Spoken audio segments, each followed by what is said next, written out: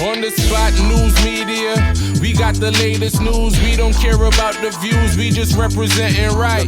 Put local news internationally every night. On the spot, wave that Jamaican flag from left to right.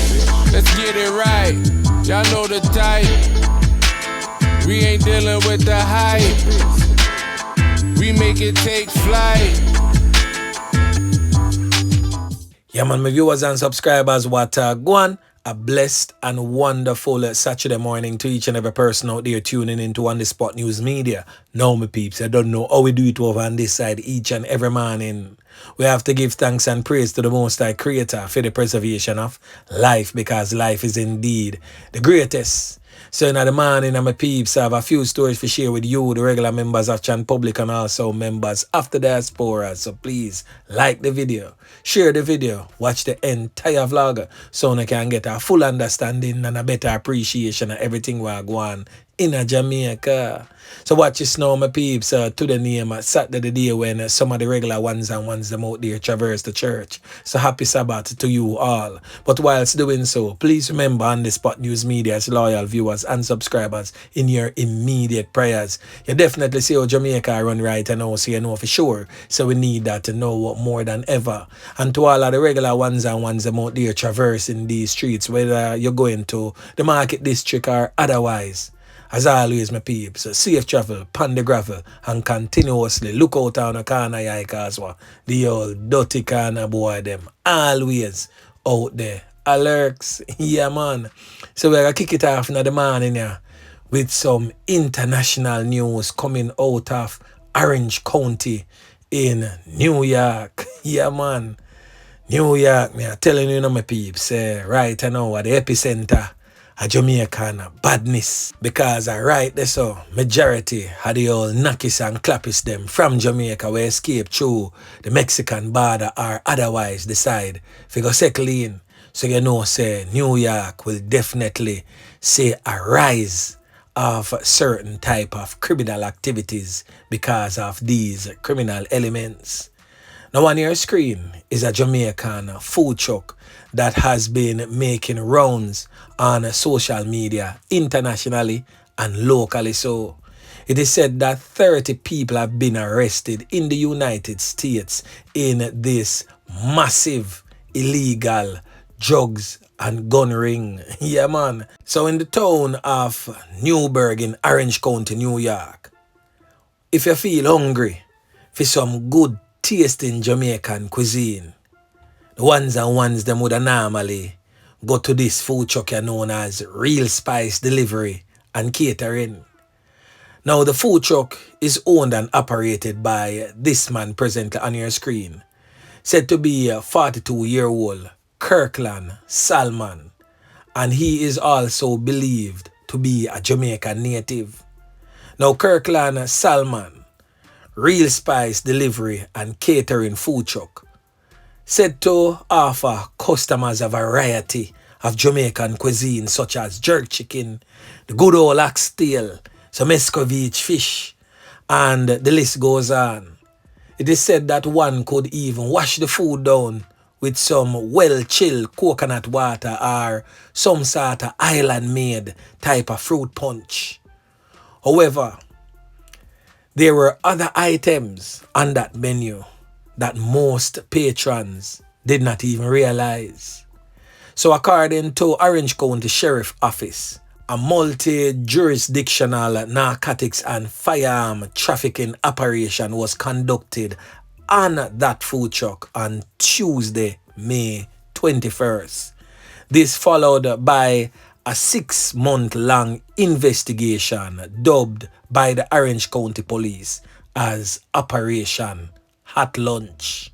Now the investigation, which involved over 40 law enforcement agencies, which included the NYPD, that's the New York Police Department, uncovered an illegal narcotics distribution organization and also an independent illegal firearm organization. It is said that both discoveries track back to the same source, which is the Jamaican food truck in Newburgh operated by Kirkland Salmon. Now I'm going to play a news clipping by the news team that was on site when everything was uncovered. So you can listen for yourself what a fellow Jamaican up there are going with. Listen. A food truck in Orange County, New York, apparently selling a whole lot more than just meals inside. Take a look at the drugs and the guns that police say were hidden in takeout containers. 30 people were busted. Cops say the ring made millions selling narcotics and weapons out of a supposed food truck parked in downtown Newburgh. Investigators say they busted one of the largest drug operations in the history of Orange County. Here's Eyewitness News reporter Marcus Solis. The lot across the street from Newburgh City Court is the spot for food trucks, but one regular is missing. The Real Spice truck has been relocated to the Orange County Sheriff's Office, not to serve up Jamaican food. It's been seized because of other items that were for sale. It sold food, it sold guns, and it sold cocaine. And Mr. Salmon was the epicenter of that. That would be 42-year-old Kirkland Salmon, one of 30 people arrested in what's considered the largest gun trafficking and drug bust in Orange County. Named Operation Hot Lunch, investigators spent 6 months purchasing illegal guns, firearms that were often packaged in food containers. The guns were brought up from North Carolina, the drugs from Florida. Officials say what set this enterprise apart was the level of complexity, a 4-tiered system, sophistication that had never been seen before. The money of this organization moved around with ease. It was invested into real estate, property, and crypto, in properties in Orange County and other things. Prosecutors say a barber shop served as a stash house for some of the proceeds, estimated to be over $3 million a year. Nearly 40 different law enforcement agencies took part in the investigation, including the ATF and the NYPD, which had some of its undercover officers make purchases. Fighting crime knows no bounds, whether it's Brooklyn, Buffalo, or anywhere in between. If you're trafficking illegal guns and drugs, we will bring you to justice.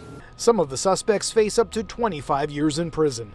In Newburgh, Marcus Solis, Channel 7, Eyewitness News. Now I'm pretty sure that the regular ones and ones them out there must have wonder to themselves, you know, which part of Jamaica this brother here really come from. And also must be wondering if some of those illicit, ill-getting gains end up in Jamaica, or even some of those illegal firearms and narcotics. Well, on the Spot News Media, I've received credible information that he's from Maxfield Avenue in Kingston 13. Not for sure as yet exactly where along Maxfield Avenue, but most definitely we are going to do some digging to figure out which part exactly on Maxfield Avenue him come from, and if he is indeed affiliated with any of the gangs along that stretch of Maxfield Avenue. Now on your screen is the chart, the criminal tree chart, so to speak, where everything points to the Jamaican man, Kirkland Salmon.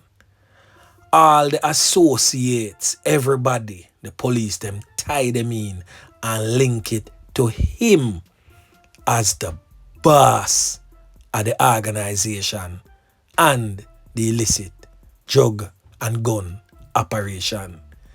So this is serious business. And as you heard, they can face up to 25 years behind bars, rightfully so. But anyways, back to local style. Now yesterday, I know many of the ones them have seen video footages and photographs of a female pedestrian that was hit by a truck along Walks Road in St. Catherine. Really graphic type of thing for look upon. Really sad indeed for the female. And I want to take this time out to offer my most sincere condolences to the bereaved family members of this female. Now on your screen is a 20-year-old customer service representative identified as Brittany Hunter. Her life was taken in a vehicular collision as she attempted to cross Walks Road in St. Catherine yesterday, that's Friday. Now, Hunter is a resident of the Commodore district in the parish of Linstead. It is said that she reportedly walked into the path of a tractor head which was being driven along the roadway. Now this is the scene of the actual accident presently on your screen. The flatbed, the trailer head, that's the vehicle that was involved in the accident. But knowing on the Spot News Media, I'm not really a person where talk about accidents per se, even though I'm most definitely saddened by the loss of life by accidents. But this one is more so of a warning to the authorities and also to the driver of that particular tractor trailer. Now it is said that the female that lost her life, that's Brittany, is also related to this known criminal element here, presently on your screen, identified as Glendon Amos, otherwise known as Bull. He too is from the Commodore district in Linstead. It is said that he's making threats to seek and find the driver of that motor vehicle and to take his life. Now, I'm not for sure if the driver of the vehicle was in the wrong or the pedestrian was in the wrong. I'm not for sure. But regardless of what, I wouldn't think that he would deliberately run her over. And however the situation is, the police is already involved, and if the driver is wrong, he will definitely be charged. And if the pedestrian was wrong, then the driver would be set free by the police. But Bull decides say him want to step in and do some dirt settings to the driver. So to the police officers who have the case, see if you can protect the brother there who did that drive the vehicle. Because if the rumors that is being spread in the streets that Glendon Amos, aka Bull, want to take the life of the driver is true, then that driver is most definitely in danger. Yeah, man.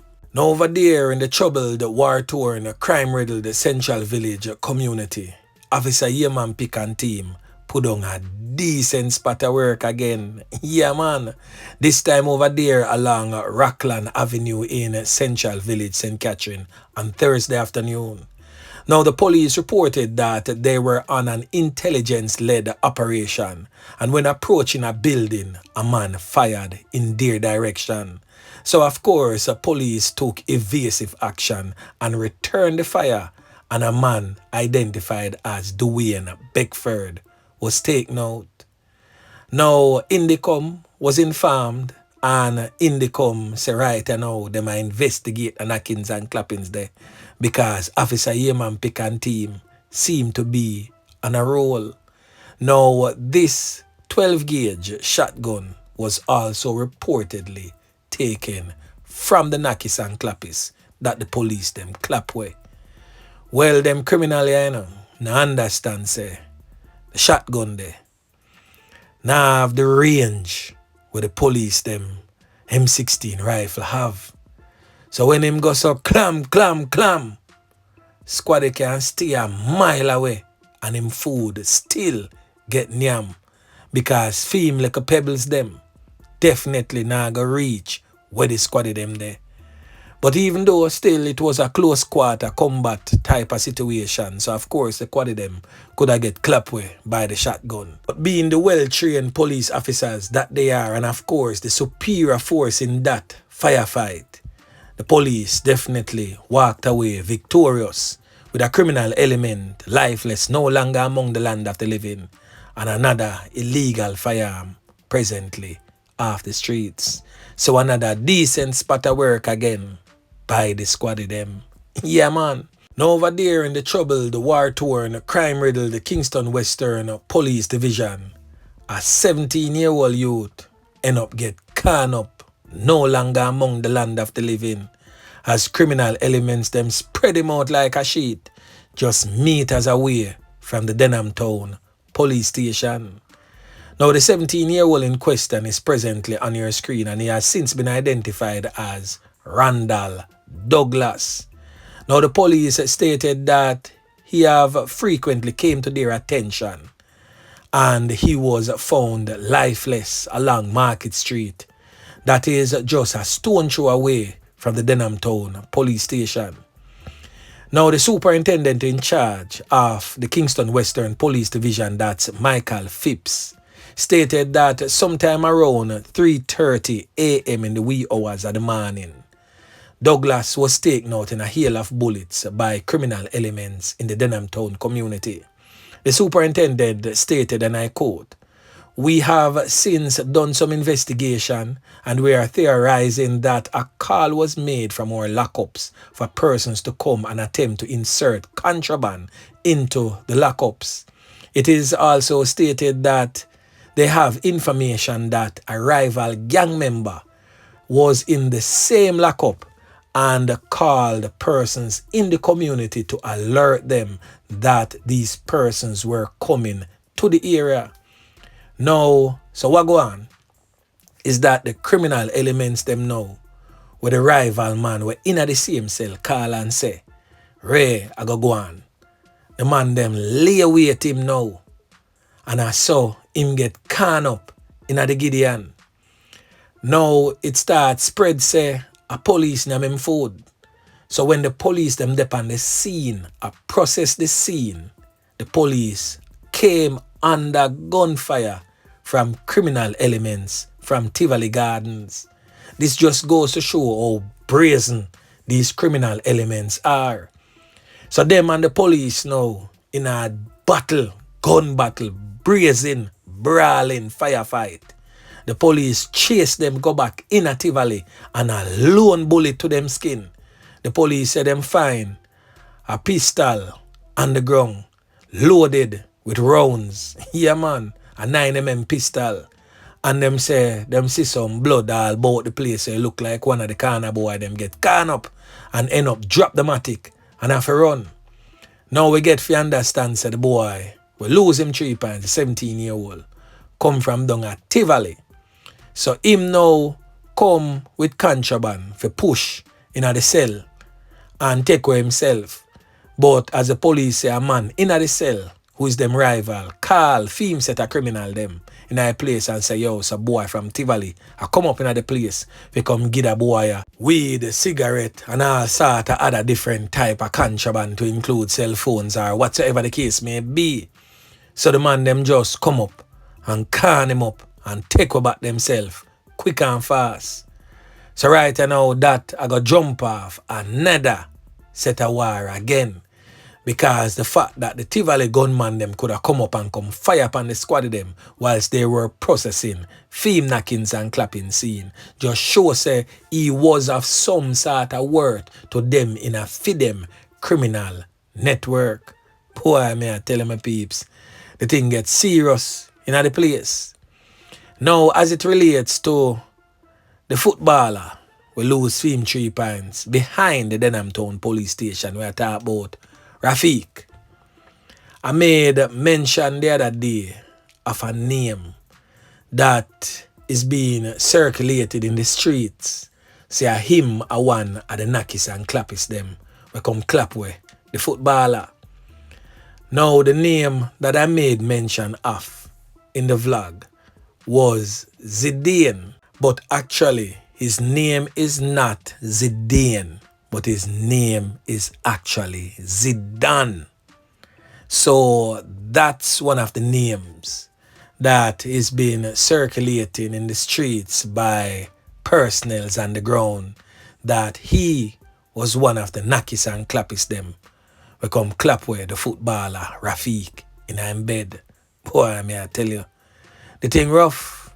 Now the last thing that we're going to talk about is a St. James man who was transporting some illegal Haitian migrants was charged with breaches of the Alien Act. Now, for those who don't know, the Alien Act was passed in Jamaica in 1946 and has last been amended in 1988, which imposes restrictions on the landing of aliens or foreigners and provides for their supervision and deportation. So when time we say alien, we not talk about the regular ones and ones them we come down in a spaceship and beam up people and all them type of thing there. No. We are talking about people who is not Jamaicans and coming at the country legally. So them people them call aliens. Now the man who get charged is 33-year-old Christopher Piggott, otherwise known as Boise, said to be from Montpelier in St. James. Now reports from the Port Antonio police suggest that the lawmen were acting on information and intercepted this black 2012 Nissan Serena motor vehicle being driven by Piggott.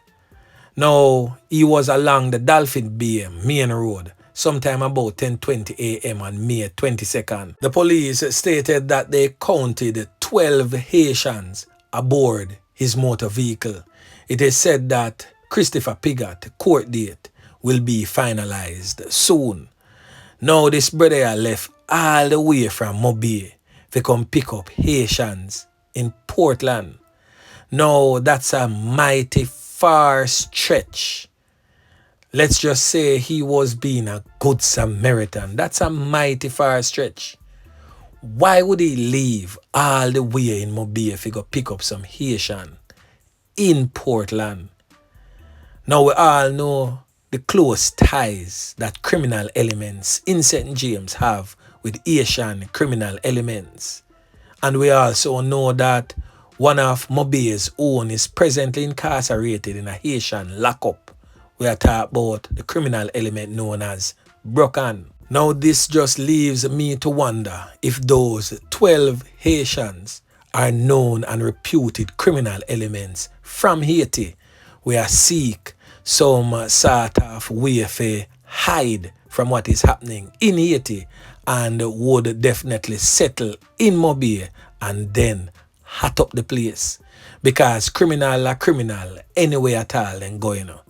You're not going to be a criminal at your yard and go abroad, go be an angel. So it would have just been a matter of time before these Haitian migrants become a pestilence to us in Jamaica and in our streets and communities. Poor me, I tell you my peeps. The thing rough, the criminal elements them in a Montego Bay would literally do anything just to continue the mayhem that is happening in St. James. So anyway, my peeps, remember to like, share, subscribe to the channel. Stay tuned to On The Spot News Media as I continue to bring you fresh news and updates in subsequent newscasts. On The Spot News Media. Yeah, man.